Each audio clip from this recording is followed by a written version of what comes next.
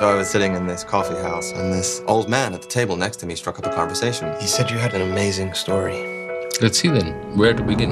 I was born and raised in one of the most beautiful places on earth. It was a time filled with wonder that I'll always remember.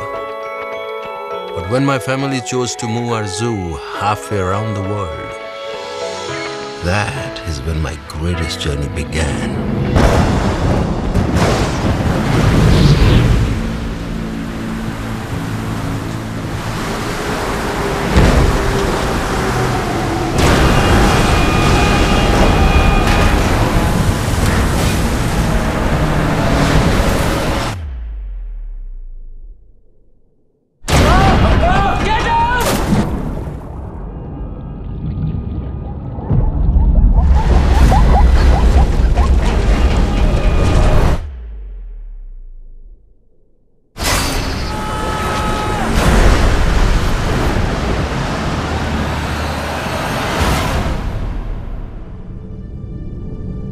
The next part of the story you will find hard to believe.